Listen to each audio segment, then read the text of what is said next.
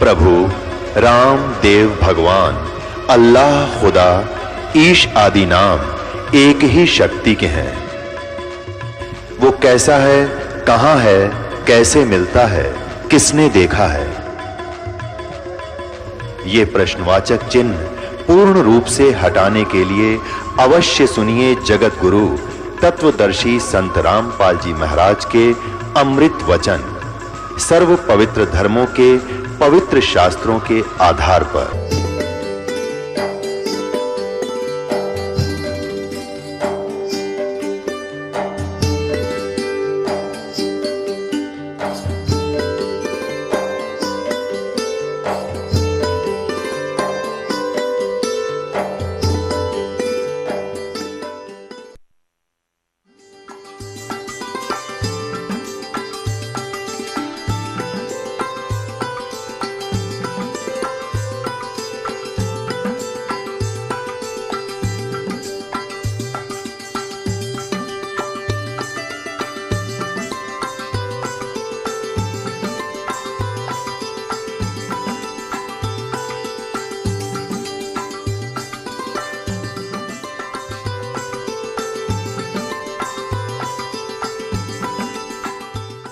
परमात्मा कहते हैं कि तन दर सुखिया कोई न देखा, जो देखा सो दुखिया हो, और उदय अस्त की बात करे मन सबका किया विवेका हो।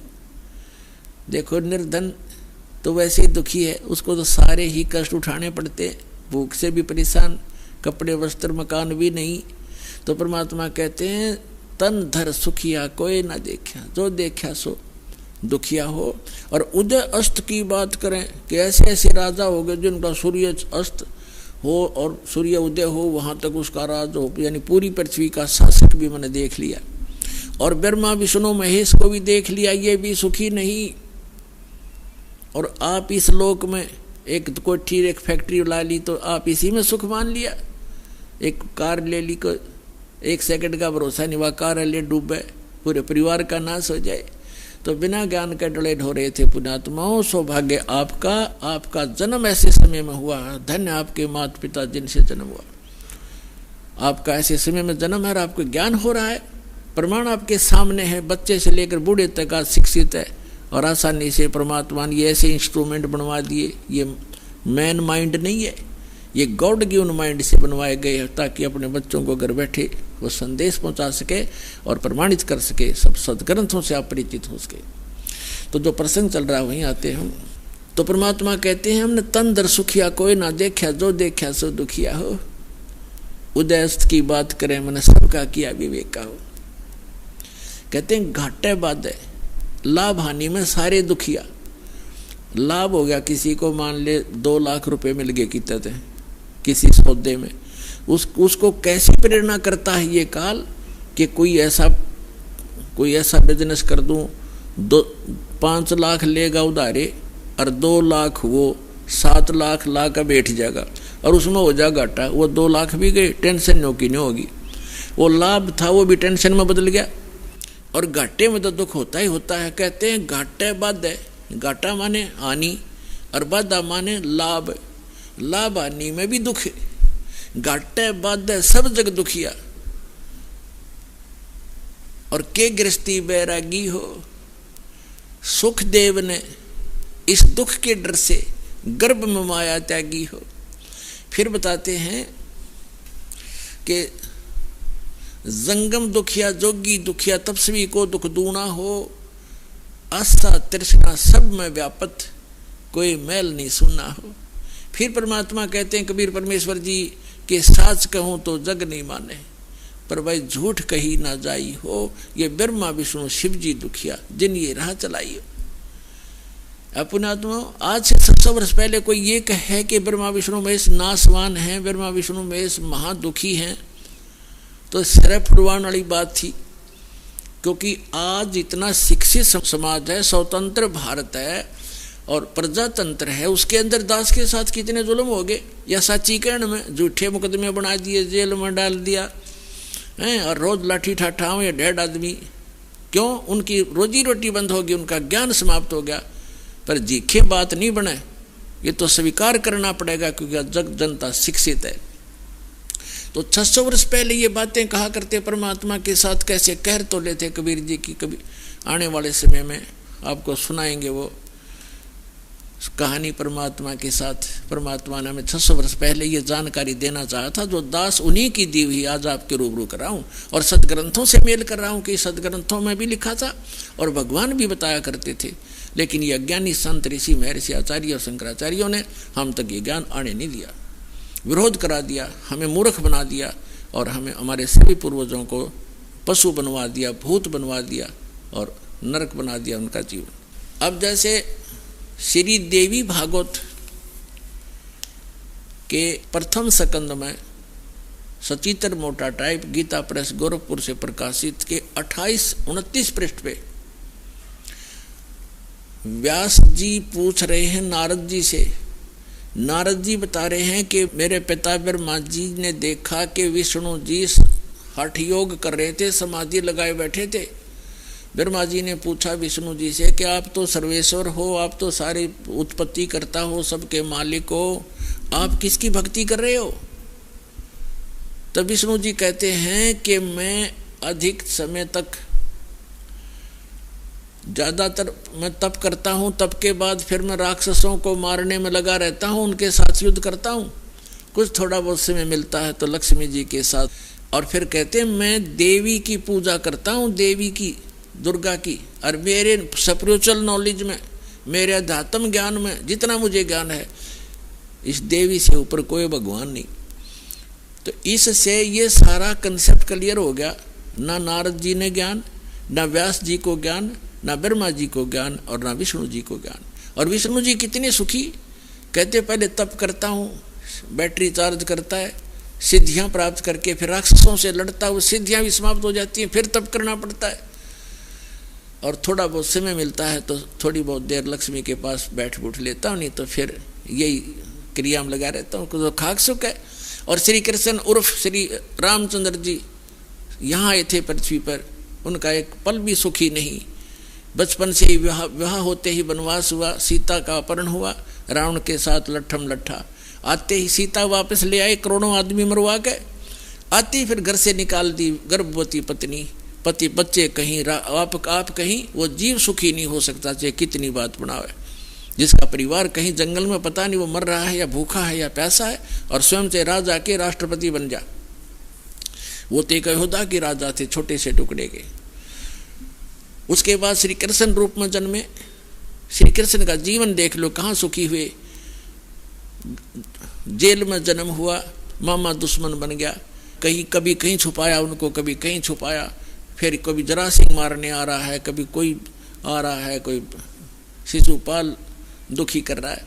पर यहाँ से छोड़कर मथुरा को वहाँ एक द्वारका बनानी पड़ी, बहुत दूर जाके नालायक लोगों से टाइम पास किया, और लास्ट में पूरा परिवार कुल नाश हो गया उनका, पूरा यादव कुल उनकी आंखों के सामने कट के मर गए लड़के। तो परमात्मा कहते हैं तुम बालक हो, इनकम्प्लीट स्पिरिचुअल नॉलेज, यानी little knowledge is the dangerous thing. तो आपको नीम हकीम गुरु मिले और ये लिटल नॉलेज प्राप्त था, आप इसी में संतुष्ट थे, क्योंकि विद्यार्थी तो टीचर के ज्ञान पर विश्वास ही करता है, आपके टीचर गलत थे। तो परमात्मा कबीर जी कहा करते कि साच कहूं तो जग नीमन। शंकर भगवान की देख लो, आप कितने सुखी थे। पार्वती राजा दक्ष के हवन कुंड में जल कर मरगी, उसके अस्थि पिंजर को उठाकर भगवान शिव जी 10,000 वर्ष तक कंधे से लगाया फिरता रहा, रोता रहा, बुरा हाल रहा। एक बार भस्मागिरी नाम का एक राक्षस दुष्ट भगवान शिव की भक्ति कर रहा था, उसी का दुश्मन बन गया और भस्म कड़ा मांग लिया उनसे, प्रतिज्ञाबद्ध वचनबद्ध करके प्रतिज्ञा करवा के, और फिर उन्हीं का दुश्मन बन गया। भगवान भाग रहे हैं, राक्षस पीछे पीछे भाग रहा है। तो परमात्मा कहते हैं आप जी इतने रंग गए इस अज्ञान के रंग में कि ये बात सुनकर भी प्रसन्न रही हो, आपने ये सुननी पड़ेगी। जय कल्याण चाहते हो, ये सुननी पड़ेगी। तो क्या बताते हैं भगवान के साच कहूँ तो जग नीमन, और झूठ कही ना जाई हो, और ब्रह्मा विष्णु शिव जी दुखिया जिन ये राह चलाई हो। फिर बताते हैं कि सुरपति दुखिया भूपति दुखिया, रंग दुखी व प्रीति हो, कहे कबीर और सब दुखिया, एक संत सुखी मन जीती हो। कहते हैं सुरपति, आप तो देखो निर्धन समझता है धनवान सुखी, धनी व्यक्ति सुखी होगा। अब धनी सोचता है कि ये राजा लोग सुखी होंगे, राजनेता सुखी होंगे। अब राजा लोग कहते हैं कि स्वर्ग में सुख होगा, यहां तो हम कति दुखी। स्वर्ग के देवता ये समझते हैं कि इंद्र सुखी है, हम तो इसके अधीन है, पराधीन, सुख सपने ही नाई। अब इंद्र सपने में भी सुख नहीं इंद्र को। इंद्र की ऐसी दुर्गति आप पुराणों पढ़ कर देखो। एक दुर्वासा नाम के ऋषि थे, उसने इंद्र को एक माला भेंट कर दी। इंद्र हाथी पर बैठा जा रहा था, इंद्र ने वो माला हाथ में ऊपर से ही पकड़ दी हाथी पर ही, और हाथी के आगे एक प्लेटफार्म सा होता है, काफी चौड़ा स्थान हाथी का, वहां रख देते हैं। हाथी ने वो सूंड से पकड़कर माला और नीचे पटक दी। इस बात से दुर्वासा ऋषि कुपित हो गए और श्राप दे दिया इंद्र को कि तेरा सब वैभव नष्ट हो जाएगा। अब कुछ दिनों के बाद राजा वो इंद्र निर्धन हो गया, उसका राज राक्षसों ने लूट लिया। वो जंगल में भाग गया कि तो छुप कर टाइम पास किया। और भी पता नहीं कितनी कथाएं इस इंद्र के बारे में, बहुत कहना। इसका एक बार एक ऐसी बीमारी लग गई तो परमात्मा कहते हैं सुरपति दुखिया भूपति दुखिया, रंग दुखी बपरीति हो, कहे कबीर और सब दुखिया, एक संत सुखी मन जीती हो, संत सुखी मन जीती हो। तन दर सुखिया कोई न देखा, जो देखा सो दुखिया हो, उदय अस्त की बात करते हैं, मन सबको कियो विवेका हो, सबका किया विवेका हो। सुरपति दुखिया, भूपति पूरी पृथ्वी का मालिक भी दुखिया, राजा दुखिया, और रंग दुखी बपरीति हो। रंग निर्धन तो स्वाभाविक दुखी है। फिर परमात्मा कहते हैं कहे कबीर और सब दुखिया, एक भक्त संत सुखी मन जीती हो। जिन्होंने अपने मन को जीत लिया, केवल वही सुखी हो सकता है, और कोई प्राणी इस पृथ्वी 21 ब्रह्मांड में सुखी नहीं। अब मन जीती कौन होगा? अब मन को जीतना कोई बालकों का खेल नहीं है। मन को कोई रोक भी नहीं सकता। गीता ज्ञानदाता ने अर्जुन से कहा कि मन को जीत के इंद्रियों को काबू करे। तब अर्जुन ने कहा कि हे भगवान, इस मन को जीतना तो बड़ा कठिन है। तो गीता ज्ञानदाता भी इसी बात पर कहता है कि इस मन को रोकना तो अर्जुन वायु को रोकने के समान है। तो यहाँ परमात्मा ने जो अध्यात्म, जो कंप्लीट स्पिरिचुअल नॉलेज है, संपूर्ण अध्यात्म ज्ञान है, जिसको तत्व ज्ञान कहा है, उस सूक्ष्म वेद में परमेश्वर ने बताया है कि इस मन को रोका नहीं जा सकता, इसकी दिशा बदली जाती है। और जिस स्पीड से ये बुराइयों में ग्रस्त है, जिस स्पीड से बुराई कर रहा है, धन जोड़न में कति समर्पित है, या शराब पीने में लगा हुआ है, या कोई और डाकू बन गया है, चोरी करने में पूरा जो है स्पीड खींच रहा है, इसकी दिशा बदल दी जाती है इस तत्व ज्ञान से। अब आगे बताएंगे, आज के प्रसंग में यही होगा। अब क्या प्रसंग चल रहा है कि 7वें अध्याय के 29वें श्लोक में कहा है कि इस तत्व ज्ञान से परिचित होने के उपरांत प्राणी केवल जरा और मरण से ही छूटने का प्रयत्न करता है, और वो तत्ब्रह्म से परिचित हो चुका है। 8वें अध्याय के प्रथम मंत्र में, गीता अध्याय नंबर 7 में केवल 30 मंत्र हैं। 29 में तो ये कहा है कि जो जरा और मरण से छूटने का प्रयत्न करते हैं, यानी वृद्धावस्था के डर से और मृत्यु के भय से, इस दुख से छूटने का जो प्रयत्न करते हैं, वो तत्ब्रह्म से परिचित है, सारे अध्यात्म से परिचित है। और सभी कर्मों से परिचित है। 7वें अध्याय के 30वें मंत्र में सिर्फ इतना कहा है उस गीता ज्ञानदाता ने कि जो मेरे सत्य का ज्ञान रखते हैं वो मुझे ही जानते हैं और मुझे ही मानते हैं। फिर 8वें अध्याय के प्रथम मंत्र में अर्जुन ने प्रश्न किया कि हे भगवान, जो आपने 7वें अध्याय के 29वें श्लोक में जिस तत्ब्रह्म की जानकारी दी है कि उसको जानने के पश्चात ये साधक केवल जरा और मरण से छूटने का प्रयत्न करते हैं, यहाँ की किसी वस्तु की डिमांड नहीं रखते, तो किम तत्परम, वो तत्परम क्या है? 8वें अध्याय के 30वें श्लोक में श्रीमद् भगवत गीता में गीता ज्ञानदाता ने कहा कि वो परम अक्षर ब्रह्म है, यानी गीता ज्ञानदाता से अन्य है और वो तीसरे नंबर का प्रभु है। अब हम फिर आते हैं गीता अध्याय नंबर 15 के श्लोक 16 और 17 पर।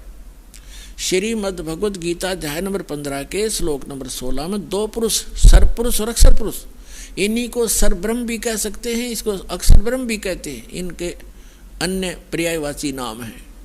और गीता अध्याय नंबर 15 के श्लोक 16 में कहा कि दो पुरुष हैं, एक सरपुरुष और एक अक्षर पुरुष, और ये दोनों नाशवान, इनके अंतर्गत जितने प्राणी हैं वो भी नाशवान। जीवात्मा तो किसी की भी नहीं मरती, हो तो कुत्ते की भी ना मरती, गधे की भी नहीं मरती। इसके तुरंत पश्चात गीता अध्याय नंबर 15 के श्लोक नंबर 17 में गीता ज्ञानदाता कहता है कि पुरुषोत्तम तो कोई और है, उत्तम पुरुष कहो चाहे पुरुषोत्तम कहो, पुरुषोत्तम तो कोई और है, उत्तम पुरुष है तू अन्य, ये इन दोनों से कोई और है, सरपुरुष और अक्षर पुरुष से, सरपुरुष कहो सरब्रह्म कहो, अक्षर पुरुष कहो अक्षर ब्रह्म कहो, इनसे कोई और है, अन्य है, हटकर है, सेपरेट है। और परमात्मा इति उदाहरते है, वही वास्तव में परमात्मा कहा जाता है। अपने आत्मा जिस लोक में आप रह रहे हो, कोई फ्लड से मर रहे हैं, कहीं भूकंप आ गया, कोई कैंसर से पीड़ित है, किसी का वैसे एक्सीडेंट में मर जाते हैं, कोई किसी तरह दुखी है, कोई भी टेंशन से फ्री नहीं है, तो जिस लोक में हम रह रहे हैं क्या ये परमात्मा का लोक हो सकता है? परमात्मा का अर्थ होता है श्रेष्ठ आत्मा जो दुख देख नहीं सकता अपने बच्चों का। ये सतलोक है वो स्थान जहाँ परमात्मा का अपना स्थान है। ये तो एक रिजेक्टेड प्लेस है। जैसे फॉर एग्जाम्पल आपको बताएं, पुराने समय में पहले यहाँ भारतवर्ष के अंदर राजा लोग जो दंडित करते थे, कोई नागरिक स्त्री या पुरुष हद से ज़्यादा ही जो अनियमितता रखती थे, ऐसा जुल्म कर देते थे, उनको ऐसी सज़ा देते थे, उनको काला पानी छोड़ दिया दे। काला पानी, वो काला पानी था इंडोमान निकोबार द्वीप, जो समुद्र के बीच में चारों तरफ से घिरा हुआ समुद्र से और अपने भारत से हजारों किलोमीटर दूरी पर, तो उसको वहाँ पर नौका से छोड़ाते थे और वापस आ जाते। तो फिर वो किसी तरह रहो वहाँ पर, वो पनिशमेंट प्लेस था, वो सजा का स्थान था। वहाँ ना कोई मकान था उनके लिए, ना खाने की व्यवस्था थी, थोड़ा बहुत जैसा भी वहाँ घास फूस उनको मिलता था वहाँ खाओ, ना कोई न्याय था वहाँ पर। कोई किसी ने पीटो, कोई किसी को किसी तरह दुखी करो, तगड़े हों वो उनको पीट छेत लें, जैसा जुल्म उनके साथ करो, करते रहो। तो वो उसको काला पानी कहा करते, एक पनिशमेंट प्लेस था, वहाँ सजा का स्थान था। तो जो सतलोक है वो स्थान सुख में है, और वहाँ से जो गलती हमने की, हम यहाँ पड़ गया कि इस काला पानी में। आप यहाँ देख रहे हो, हमने अपने आप व्यवस्था बनाई है, ब्याह की व्यवस्था करी, ना तो गदर मचा हुआ था, तगड़ा है उसकी जिसकी लाठी उसकी भैंस, राजा है, चाहे किसी के साथ कितना बुरा हाल करो, किसी को तंग करो, किसी की बहन बेटियों की इज्जत लूटो, कोई कुछ नहीं कर सकता। और यहाँ मकान मकून हमने बना लिए ना, तो सिर फुटो, ओले पड़ो, सिर फोड़ दें, गर्मी सर्दी में दुख पाओ, थोड़ी बुद्धि अपना, तो हमने अपने झूपड़ी गाड़ लिए, मकान बना लिए, तो ये लोग ठीक नहीं है। तो यहाँ क्या बताया है कि जो प्रसंग चल रहा है कि ये उस परमात्मा का लोक नहीं है, यह श्रेष्ठ आत्मा का स्थान नहीं है। तो परमात्मा उसे कहते हैं जो केवल सुख दे, और सातवां दुख दे वो परमात्मा नहीं रहा, वो श्रेष्ठ नहीं रहा। अब यहां कहते हैं जैसा कर्म कोई गलती करता सजा तो भोगेगा। तो ये गलती करता क्यों है? हम गलती करने की आवश्यकता क्यों पड़ी हमने? हमारा ये शरीर ऐसा है और साथ में एक बैड एलिमेंट ये मन हमारे साथ है जो सारी गलती करवाता है, और फिर सजा आत्मा पाती है। आत्मा परमात्मा का अंश है, ये मन जो है इस काल का एजेंट है। तो हमने इस एजेंट को अपने काबू करना है, इसको समझाना है इस ज्ञान के माध्यम से। जैसे प्रसंग है कि कह कबीर और सब दुखिया एक संत सुखी मन जीती हो। तो प्रसंग जो चल रहा है इस मन को कैसे जीतना है, इसको जीता नहीं जा सकता। इसकी हम दिशा डाइवर्ट करेंगे, इसको परिचित कराएंगे अच्छे और बुरे से। तो जो यहां हम कैसे करेंगे, जैसे अभी आपको बताया जाएगा। 15वें अध्याय के 17वें श्लोक में कहा है कि उत्तम पुरुषत्व अन्य परमात्मा इति उदाहरत, जिसको भगवान कहा जाता है कोई और परमात्मा है। 8वें अध्याय के 3रे श्लोक में आपको प्रमाणित कर दिया। गीता ज्ञानदाता कहता है कि वो परम अक्षर ब्रह्म है। वो परम अक्षर ब्रह्म कहो, परम अक्षर पुरुष कहो, उसको हम सत्य पुरुष कहते हैं। परम अक्षर कहते हैं अविनाशी। 15वें अध्याय के 17वें श्लोक में श्रीमद् भगवद गीता में कहा कि उत्तम पुरुषत्व अन्य परमात्मा इति उदाहरते, ये लोग तरम आविश्य विवर्ती अवय ईश्वर है। अवय माने अविनाशी भगवान। तो परम अक्षर ब्रह्म का अर्थ होता है वास्तव में अविनाशी। हम उसे सत्य पुरुष कहते हैं संत लैंग्वेज में। परमात्मा ने जो ज्ञान बताया है वो अपनी ही महिमा आप ही बताई है कि वो सत्य पुरुष मैं हूँ। हम ही अलख अला हैं कुतुब गोस और पीर, गरीबदास खालिक जनी हमरा नाम कबीर। अपनी महिमा को बताने के लिए भगवान स्वयं ही आते हैं परमात्मा। और वो बार बार अपने आप को भगवान नहीं कहते, क्योंकि हमारी जो बुद्धि थी वो दूसरे रंग में रंगी हुई थी कि भगवान निराकार है, और यदि साकार है तो राम और श्री कृष्ण है, और नहीं बस। इसलिए भगवान ने अपना परिचय भी दिया। जब हमारी कुछ देखा कि इनमें कुछ कड़वापन आता है, इनको अभी स्वीकार नहीं कर पा रहे हैं, तो फिर अपने आप को छुपा कर कहते हैं कि वो परमात्मा सतलोक में रहता है, वो सत्य पुरुष है, वो सारी सृष्टि का रचनहार है। वहाँ जाने के बाद मृत्यु नहीं होती, और वहाँ कोई प्राणी दुखी नहीं है, वहाँ वृद्ध अवस्था नहीं है, और वहाँ पर मृत्यु नहीं होती, आपका परिवार होगा। तो इसलिए वो अपनी महिमा को बताने के लिए भी अपने आप को छुपा कर ही कह रहा है। अब जो प्रसंग चल रहा है कि इस लोक में कोई प्राणी सुखी नहीं है, और केवल एक मन को जीतने वाला ही सुखी हो सकता है।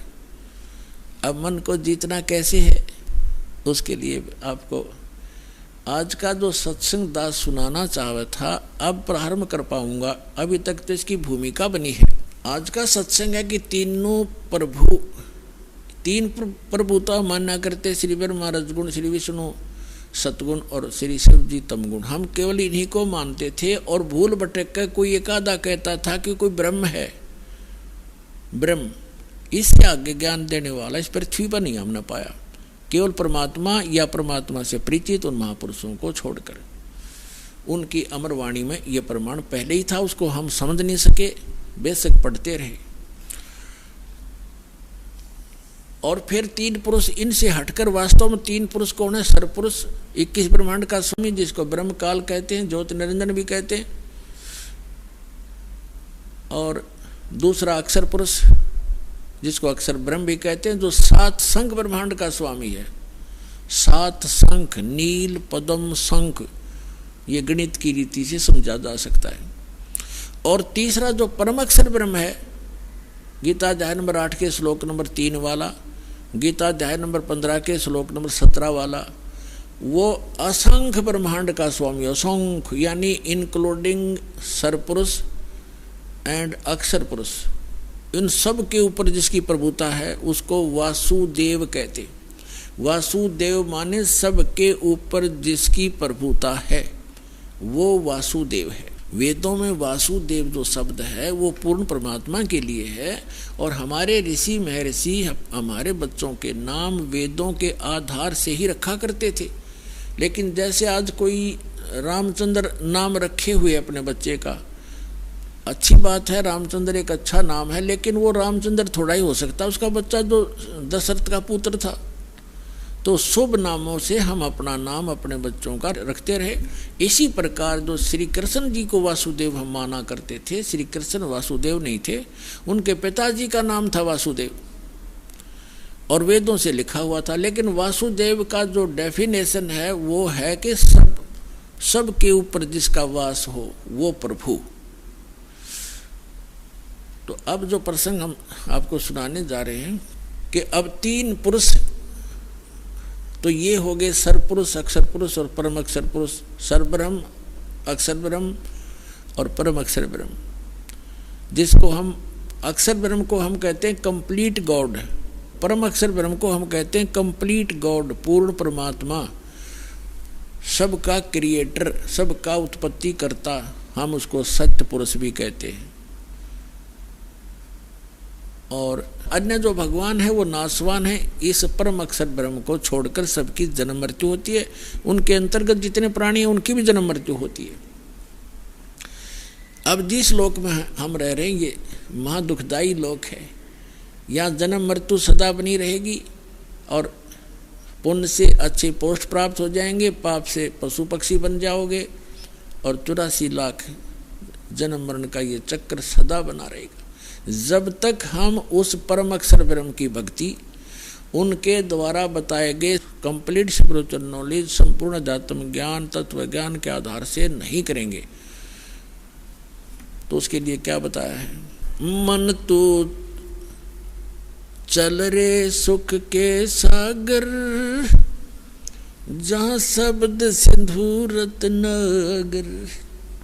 मन तो चल रे सुख के सागर, जहाँ शब्द सिंधु रत्नागर। आपको सबसे पहले सुख सागर की डेफिनेशन बताते हैं, परिभाषा बताते हैं। सुख सागर किसे कहते हैं?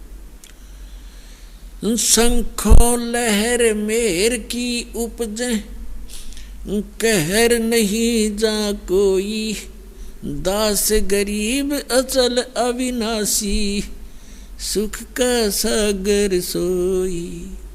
शंखों लहर मेहर की उपजे, कहर नहीं जा कोई, दास गरीब अचल अविनाशी, सुख का सागर सोई। जहाँ शंखों लहर मेहर की उपजे और कहर नहीं जहाँ कोई, दास गरीब अचल अविनाशी, सुख का सागर सोई। आदरणीय गरीबदास साहिब जी गांव छुड़ानी, जिला झज्जर, हरियाणा में हुए हैं। इनको वो हमारे पिता मिले थे आकर, वो परमात्मा आए थे, उस दृढ़ भक्त को मिले थे। एक जाट थे, किसान थे, 1400 एकड़ जमीन थी। कोई मांगने खाने वाले, कोई भिखारी नहीं थे, या कोई रोजी रोटी के लिए कथा सुनाने वाले नहीं थे। ये खुद समर्थ थे, संपन्न थे।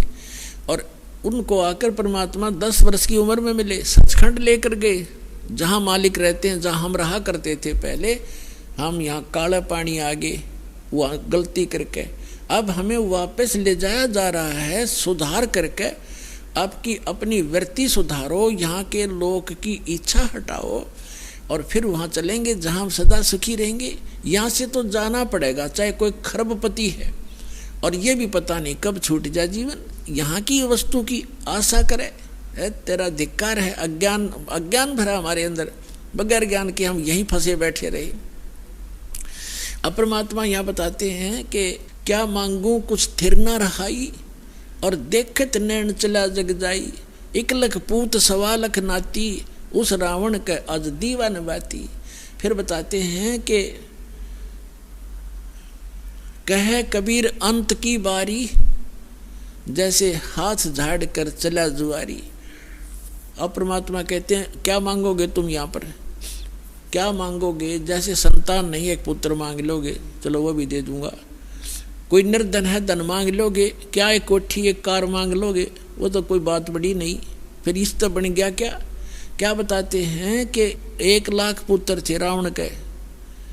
अब उस टाइम बड़ा भगवान कोई नहीं मानता, क्योंकि हाँ हमारी एक ऐसी भावना बनी हुई थी कि जिसका लड़का है, लड़की को तो हम संतान नहीं मानना थे, ऐसी दुर्बुद्धि होगी थी हमारी। जिनके पुत्र है तो वो संतानवान और भाग्यवान माना जाता था, और जिसका संतान नहीं कहते बस वो तो उसका शक्ल भी ना देखो सुबह सुबह, ऐसी धारणा पर रखी थी, लेकिन यह गलत थी। अब परमात्मा कहते हैं रावण के 1 लाख बेटे थे, अर्जा सत भक्ति ना करने से रावण की क्या दुर्गति हुई, अंत में कोई ज्योति जगाने वाला नहीं रहा, घर में दीप जगाने वाला नहीं रहा। और इतना धन जो रावण के पास था तो 7 जन्म नहीं इकट्ठा कर सकते, 1 लाख वर्ष की उम्र हो जाए तो नहीं इकट्ठा कर सकते। सर्व सोने की लंका थी वह रावण से रणधीरम, एक पलक में राज विराजी जम के पड़े जजीरम। फिर परमात्मा कहते हैं कि रति कंचन पाया नहीं रावण चलती बार, 1 ग्राम सोना भी रावण साथ नहीं ले जा सका, यहीं छोड़कर चला गया। तो यहाँ परमात्मा कहते हैं कि ऐसे इस लोक से आपकी इच्छा हटेगी और आपको सच्चाई का पता चलेगा, तब ये मन आपको जो अन्य स्थानों पर घसीट कर ले जा रहा था, बुराइयों में घसीट रहा था, कहीं माया जोड़ने में, कहीं चोरी करने में, कहीं पर रिश्वतखोरी करने में, और कहीं पर फिर कोठी बंगले फैक्ट्री लाने में, तो फिर ये घसीटना छोड़ देगा, इसको ज्ञान हो जाएगा, ये आत्मा प्रबल हो जाएगी, इसको धिक्कारण लग जाएगी, फिर ये इसके साथ हो जाएगा। फिर इसकी स्पीड बना दी जाएगी भक्ति में, दान में, फिर ये इतनी ही स्पीड से इस साइड में लगेगा और इसी स्पीड से फिर हम पार होंगे। जैसे घसीट कर हमें नरक में ले जाने की सब क्रियाएं स्पीड से करवा रहा था, फिर सतलोक ले जाने की क्रियाएं यही मन फिर उसी स्पीड से करवाएगा। ऐसे इसकी दिशा बदलेंगे। अब यहाँ प्रसंग चल रहा है कि सुख सागर की परिभाषा बताएंगे पहले, फिर वहां चलेंगे जहां पर क्या व्यवस्था वो बताएंगे कि शंखों लहर मेहर की उपजे और कहर नहीं जहाँ कोई, दास गरीब अचल अविनाशी, सुख का सागर सोई। तो ये प्रसंग जो चल रहा था कि गरीबदास साहिब जी को परमात्मा मिले थे गांव छुडानी जिला झज्जर हरियाणा के खेतों में, जहाँ वो अपने ही खेतों में अपने ही फील्ड में गरीबदास साहिब जी गौवें चरा रहे थे, गौ पाली गए हुए थे, और भी गाँव के काफ़ी बड़े बड़े भी छोटे भी, यानी सबसे छोटी उम्र के गरीबदास जी ही थे, उनसे बड़े कोई 20 वर्ष का, कोई 25, कोई 40, कोई 50 वर्ष के भी व्यक्ति गौओं के साथ चराने के लिए फील्ड में ले गए थे। तो वहाँ से परमात्मा आए थे जिंदा महात्मा का रूप बना के सतलोक से, जैसा कि उनका विधान दास ने बताया, वेदों में प्रमाणित है कि वो परमात्मा ऐसी ही लीला किया करते हैं। तो गरीबदास साहिब जी को खेतों में जंगल में मिले थे, लंबी कहानी है, फिर आने पर बताएंगे। अब जो प्रसंग है तो उनको सचखंड लेकर गए, फिर वापस छोड़ा था 8-10 घंटों के बाद, तब उन्होंने आकर बताया है, क्या बताया है कि शंखों लहर मेहर की उपज कहर नहीं जा कोई। कहर माने दुख है, जैसे एक परिवार का इकलौता पुत्र था, रोग से मृत्यु होगी, किसी की दुर्घटना से होगी, तो कहर टूट गए, वो कहर था। या हम किसी को सताने के लिए प्रयत्नशील होते हैं, या किसी और सारा दिन हम 2 रोटी के लिए ही जंग धोते रहते हैं। तो कहने का भाव ये है कि वहाँ शंखों लहर मेहर की उपजे कहर नहीं जा कोई, वहाँ कोई दुख नहीं। अब जैसे इस दास के साथ बहुत बार बनता है, पहले भी बनता था कि जैसे अकेला होता हूँ तो एक बार ऐसी हिलोर उठती है अंदर से, जैसे कोई कितना ही हमें सता रहा हो, कितना ही दुखी कर रहा हो, उसके प्रति भी दोष नहीं आता, उसके प्रति भी द्वेष नहीं होता, कोशिश करने से भी नहीं होता, सब अपने से लगते हैं, लेकिन वो होती है कुछ अक्षणों के लिए, और उसके जाते ही अंदर फिर वही गंध भर जाता है, वही राग द्वेष, वो ऐसा कर दूंगा, उसने ऐसे कैसे बोल दिया, वो क्या समझता है अपने आप को, तो वो सारा गोबर फिर अंदर जो का तो प्रभावित हो जाता है। तो गरीबदास साहिब जी कहते हैं उस सतलोक में जाने के बाद आपको ऐसा बॉडी मिलेगा जिसमें ना बीपी हाई हो ना लो हो, और वहाँ का आहार इतना अच्छा है, वहाँ विकार उत्पन्न होते ही नहीं, चाहने से भी नहीं होते। जैसे छोटा बालक है 2-3-4 वर्ष का, उसमें कोई विकार होता ही नहीं, कोशिश करने से भी नहीं हो सकता, काम क्रोध मोह लोभ अहंकार उसमें कुछ होता है नहीं। अभी माता पिता या कोई भाई उसको धमका देता है, एक दो थप्पड़ भी लगा देता है, 2 मिनट के बाद फिर सीने से लग जाता है पे आकर के। तो उसमें वो द्वेष ही नहीं, किसी ने मुझे मारा मैं इससे बात नहीं करूं, या अन्य कोई विकार नहीं। तो इस प्रकार वहाँ आपको ऐसी बॉडी मिलेगी जिसमें आप में कोई विकार नहीं आएगा और आपका पूरा परिवार होगा। तो वहाँ कोई गलती कराने वाला अन्य एलिमेंट नहीं होगा, तो वहाँ हम सुखी हो सकते हैं। तो क्या बताते हैं, मन तू चल रे सुख के सागर, जहाँ शब्द सिंधु रत्नागर। अब सुख सागर कहा सतलोक को। अब जैसे समुद्री जहाज में बैठकर कोई जाता है और वो निकल जाता है 200 किलोमीटर समुद्र में, उसके बाद उसको समुद्र में जल के अतिरिक्त और कुछ दिखाई नहीं देता उस जहाज से न्यारा। उस जहाज से अलग जो वस्तु है केवल वाटर है, और जहां तक नजर जाती है कोई दिनों तक चलते रहते हैं। तो कहने का भाव ये है कि सतलोक में वो सुख ऐसे भरा पड़ा है जैसे दूसरी वस्तु नहीं, समुद्र के बीच में जाने के बाद आपको दृष्टिगोचर नहीं होती। तो ठीक इसी प्रकार सतलोक में जाने के बाद वो सुख सागर इसलिए कहा है कि वहाँ कोई दुख नाम की वस्तु नहीं है। तो इसलिए ऐसे स्थान को हमारा विश्वास ना होता कि सचमुच कोई स्थान ऐसा है, क्योंकि हमने सुना नहीं कभी। अब जैसे कोई गांव में रह रहा है, गांव के बाहर और एक झोंपड़ी डाले बैठा है, आसपास के उसके पशु सूअर आदि फिरते रहते हैं, और उसको कोई ये कहे कि तुझे चंडीगढ़ के अंदर एक प्लाट दिलाता हूँ, चल तेरे ये नाम फार्म भरवा दूंगा, ऐसी कोई स्कीम है। यदि उसको विश्वास हो तुरंत कहेगा भरवाओ जी, अभी भरवाओ, और फटाफट वहाँ जा बैठेगा झोपड़ी छोड़ के। तो अब जब हमें वो विश्वास होगा कि वहाँ ऐसा स्थान है, तो फिर हम इस झोपड़ी न छोड़ांगे, चाहे यहाँ 6 मंजिल की कोठी हो, उस स्थान के सुख के बराबर या वह झोपड़ी है जो बाहर जहाँ सूअर घूमते रहते हैं। लेकिन हमने अब यही उत्तम है, कोई विकल्प नहीं।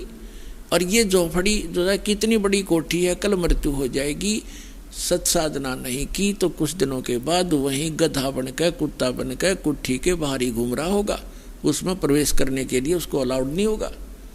तो ये दुख दिखेंगे आपको, तब आपका मन हटेगा, तब ये मन जीता जाएगा, मन जीती हो जाओगे, आप यहाँ की बकवादों को नहीं चाहोगे। अब इस ज्ञान के माध्यम से आपको पता चलेगा, यदि आज हम किसी का धन चोरी करते हैं, रिश्वत लेते हैं, तो आगे आपको आने वाले जन्मों में उसका प्रतिफल देना पड़ेगा। कोई भैंस बनकर देगा, कोई कुत्ता गधा बैल बनकर, कुत्ता रखवाली करेगा, बैल बनकर उसके खेतों में जोतेगा, कोई भैंस बनकर, गाय बनकर, वो वापस करने पड़ेंगे, कोई गधा बनकर, कोई ऊंट बनकर, घोड़ा बनकर। तो क्यों पंगे में पा दें हम? और किस लिए करते हैं लूट खसोट, किस लिए करते हैं माया जोड़ी, रिश्वतखोरी, डाके? हम किस लिए करते हैं? हमने अपनी परंपराएं बिगाड़ ली। मनुष्य जीवन मिला था केवल भक्ति करने के लिए, और मनुष्य जीवन का मूल काम हम भूल गए। हम यहाँ की परंपराओं को बनाकर इसमें अपनी शान शौकत समझने लग गए।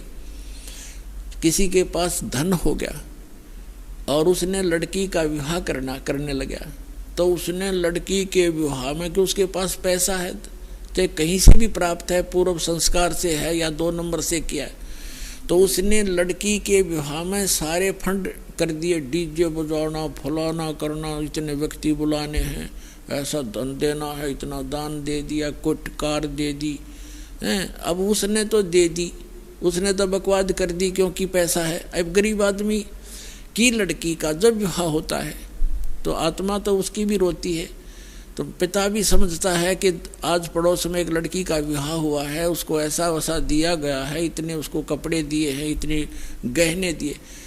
तो वो गरीब व्यक्ति अपनी बेटी के मुंह की तरफ देखता है, कहीं इसके मन में ठेस ना पहुंचे बेटी को। तो जितना उसका सामर्थ्य होता है उससे ज़्यादा कर्जा वर्जा करके अपनी बेटी को कोशिश करता है वो आइटम पूरे करने की, लेकिन फिर भी उतना नहीं कर पाएगा और नुकसान और कर्जवान भी हो जाएगा। तो ये जो बकवाद हमने शुरू कर रखी है ये खत्म करनी पड़ेंगी। अब विवाह तो परमात्मा ने कर रखा है, बच्चा और बच्ची का जो संस्कार उसका पहले ही बना रखे है। बाद में तो हम बेमतलब का ड्रामा और अपनी बकवाद दिखाते, लोग दिखावा करते। हमने बच्चों का विवाह कति सिंपल वे से करना चाहिए। अब जैसे हम बकवाद करी, एक ने बड़े धूमधाम से लड़के का विवाह था, डीजे बजवाया, सारे सांग करवाए हैं, खूब ठाठ तो बड़े गहने गाने बनवा कर तैयार कर दिए और विवाह के लिए जा रहे थे। और वो लड़के दुल्हे वाली गाड़ी जिसमें 7-8 3-4 घर के रिश्तेदार दामाद उसके बैठे हुए थे, यानी उस लड़के के जीजा वगैरह बहनोई, और वही कार टकरा गई एक ट्राले से। वो दुल्हा भी मर गया और वो बहनों के बटे हुए मर गए 1-2 साथ में ही। वह कुंबा गानी होगी। पहले दिन तो नाचे कूदे थे, ठाठ बांध रहे थे, और अगले दिन टक्कर मार कर हो रहा सारा परिवार, चाट ले डीजे ने और बजा ले बाजे भी। तो यहाँ संतों ने बताया है, जैसे आदरणीय नानक साहिब जी को परमात्मा सचखंड लेकर गए थे बेई नदी से, उनको वापस छोड़ा था, उसी दिन से उनकी वृत्ति संसार से हट गई थी, क्योंकि सुख में सथल उन्होंने आंखों देख लिया था और यहाँ के दुख से परिचित वो पहले ही से ही थे। तो क्या उन्होंने कहा, वो मायूस से रहा करते थे। तो कोई व्यक्ति जो जाते थे, कोई नए जाते थे, वो पूछा करते थे कि महात्मा जी आप तो बड़े मायूस से रहते हो, साधु संत फकीर तो निश्चिंत होते हैं, आप तो हमेशा ऐसे लगते हो जैसे चिंताग्रस्त हो, आप खुश क्यों नहीं रहते। तब नानक साहब जी ने कहा था कि ना जाने काल की कर डारे और किस विध ढल जा पासावे, और जिनाते सरते मौत खुड़क दी उन्हानू केड़ा हासावे। कि यहाँ ना पता कब के बिजली गिर जा, तो इसी गंदे लोक में किस पर खुशी मनाऊं मैं। अपना आत्मा देखो यहाँ प्रसंग जो चल रहा है कि सुरपति दुखिया भूपति दुखिया, रंग दुखी बपरीती हो, कह कबीर और सब दुखिया, एक संत सुखी मन जीती हो। तो दूसरा पहलू बताते हैं, जैसे नानक साहिब जी से किसी ने कहा कि आप क्या कभी सब समय में ऐसा ही रहते हो, क्या आप कभी खुश नहीं होते। कहते खुश होता हूँ, मुझे जो ज्ञान प्राप्त हुआ है, मुझे जो भगवान प्राप्त हुआ है और जो विधि मुझे मिली है, और मैं सत्संग सुनाता हूँ, जो सत्संग सुनने के लिए साधु संत यानी भक्त आते हैं, ये जब आते हैं तो मैं खुश होता हूँ, और जब ये चले जाते हैं यहाँ से मेरे पास से तो मैं दुखी होता हूँ। किस लिए खुशी होता हूँ और किस लिए दुखी होता हूँ। सुखी तो इसलिए होता हूँ कि इन्होंने इन पुण्यात्माओं को परमात्मा के उस अनमोल खजाने का ज्ञान हुआ और उनकी रुचि बन गई, अब इनका कल्याण हो जाएगा। और जब ये यहाँ से जाते हैं संसार में तो चिंता मुझे ये बन जाती है कि वहाँ असंख्य व्यक्ति हैं और हजारों की संख्या में गुमराह करने वाले संत भक्त हैं, और कहीं ऐसा ना हो ये बच्चे उन भ्रमित ज्ञान से परिचित संत भक्त से संपर्क में आकर रास्ता ना छोड़ जाए। और जब ये सारे के सारे वापस आ जाते हैं तो मुझे मेरी खुशी का ठिकाना नहीं रहता कि मेरी फसल में कीड़ा लगा नहीं। तो क्या बताते हैं कि साध मिले सड़ साधी होंदी और विछड़ जा दिलगिरी वे, अख दे नानक सुनो जहाना, ये मुश्किल हाल फकीरी वे। इसलिए ये भक्ति बड़ी कठिन बन गई है, बड़ी मुश्किल हो गई है फकीरी यानी भक्ति, क्योंकि इस ज्ञान के जानने वाले लोग नहीं हैं और मैं अकेला बताने वाला हूँ, हजारों की संख्या में मिसगाइड करने वाले हैं। तो ये मुश्किल हाल फकीरी बन गई कि साध मिले सड़ साधी होंदी। ये वापस आते हैं जब मैं खुशी से फूला नहीं समाता हूँ, और जब ये चले जाते हैं तो दिलगिरी वे यानी दुखी होता हूँ कहीं इनको कोई मिसगाइड ना कर दे, मुश्किल से सिर चढ़ाए। तो यहाँ परमात्मा कहते हैं कि तुम नाचते गाते हो, बकवाद करते हो और 1 मिनट में बिजली गिर जाती है, खा कहिए नाचना गाना। तो ऐसा रहो जैसे नानक साहिब जी बताना चाहते हैं कि ना जाने काल की कर डारे और किस भी ढल जा पासावे, और जिनाते सरते मौत खुड़क दी कि उन्हानू केड़ा हंसावे। और फिर दूसरी बात ये है, जैसे विद्यार्थी ये एक विद्या केंद्र है पूरी पृथ्वी। और जिनको मानव शरीर प्राप्त है, ये ड्रेस अलग है अन्य प्राणियों से, आपकी कुत्ते से, गधे से, सूअर से। तो ये ड्रेस अलग है, तो इसका काम भी कोई और ही है। यदि वो पशु पक्षियों जैसे ही कर्म हम इस ड्रेस में करते हैं, ये पोशाक है, एक चोला है शरीर हमारा, तो फिर हम समझदार नहीं हैं। हमें पता ही नहीं है कि हम किस उद्देश्य को लेकर ये ड्रेस पहने हुए हैं। और जो आप विद्यार्थी हैं, मनुष्य शरीर प्राप्त प्राणी पूरी पृथ्वी पर, ये सभी विद्यार्थी हैं। और इनको परमात्मा पाने वाली, आत्म कल्याण करवाने वाले इस विद्यालय में प्रवेश प्राप्त हो चुका है। आपके इतने अच्छे नंबर हैं, इतने अच्छे अंक हैं आपके। और जो बच्चा जिस भी ट्रेनिंग में प्रवेश किए हुए है और उस ट्रेनिंग को करता नहीं, विद्यालय के समय को, विद्यार्थी जीवन में वो सिनेमा देखता है, शराब पीता है, बढ़िया भोजन खाता है, और जो काम है उसको भूल गया, वो कर नहीं रहा है, तो वो बच्चा बाद में पछताता है। जैसे एक समय ये दास हरियाणा सरकार के अंदर जूनियर इंजीनियर सिविल के अंदर कार्यरत था। तो जहाँ हमारा कंस्ट्रक्शन वर्क चल रहा था, वहाँ पर रोड का भी कंस्ट्रक्शन वर्क चल रहा था, रोड का, सड़क का। तो सड़क के ऊपर एक व्यक्ति का काम कर रहा था, उसके बच्चे वहीं मिट्टी में, जैसे मजदूरों के बच्चे वहीं रहते हैं साथ में।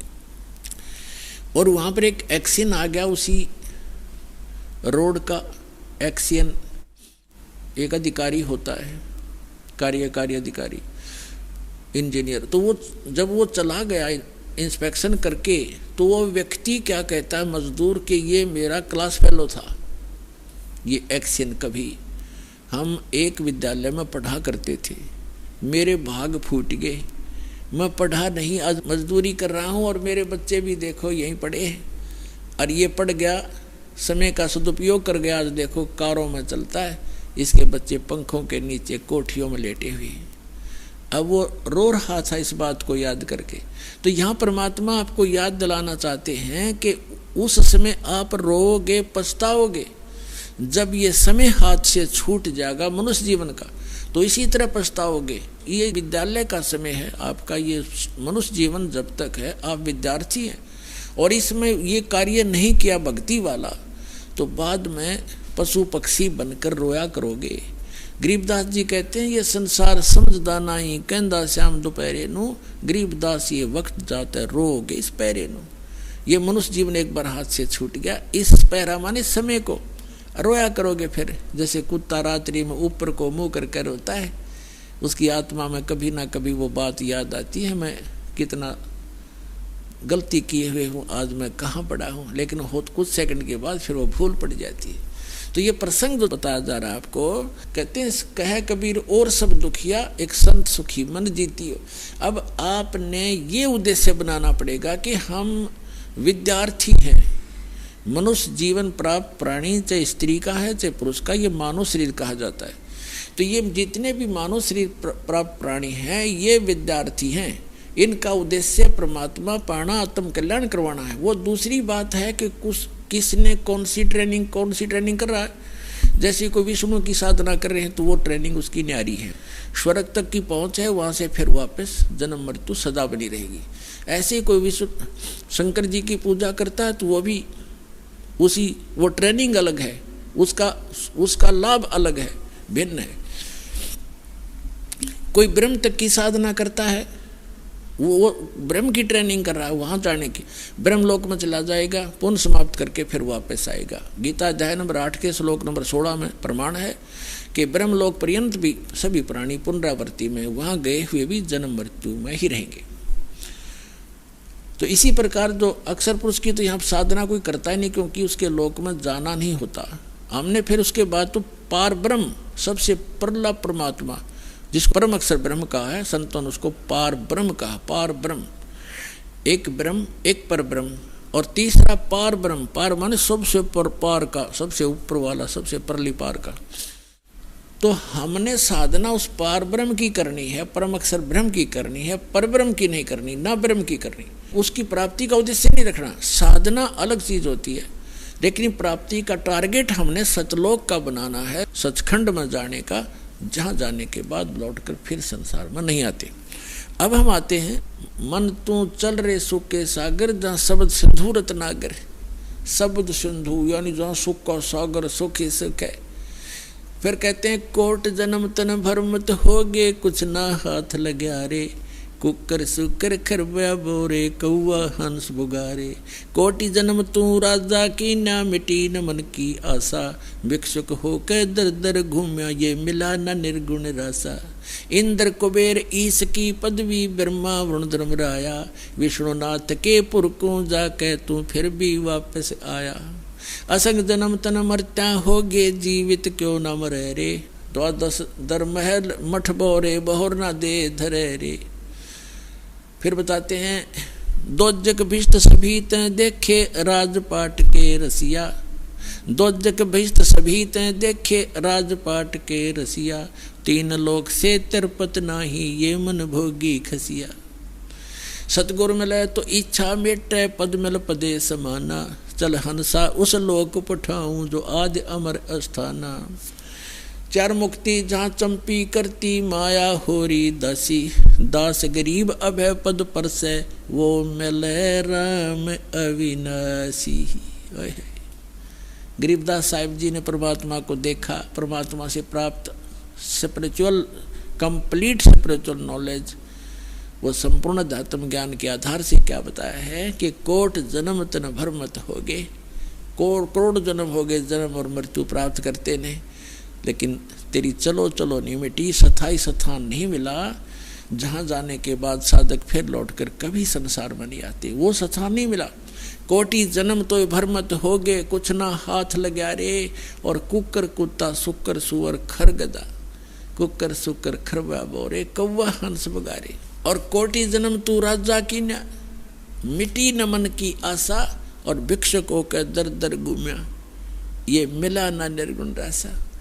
अब ये मार्ग ना मिलने से आप करोड़ जन्म राजा भी रह लिए, और ऐसे भी साधक रहे हो कि घर त्याग कर जंगल में वन में जा बैठे, भूख लगी जंगल नगरी में आए, थोड़ा बहुत आहार मांग ले गए, रोटी, उसी रोटी को सुखा दिया, जंगल में रख लेते थे, ऐसे सूख जाती थी, उनको अगले दिन भेकर खाते थे, दो तीन दिन उनको भेकर खा कर अपना टाइम पास करते थे, थोड़ा सा आहार करते रहते थे। लेकिन साधना सतना होने से उनके आधार से क्या बना, इंद्र कुबेर ईश की पदवी, ब्रह्मा वरुण धर्मराया, विष्णुनाथ के पुरकों जाके फिर भी वापस आया।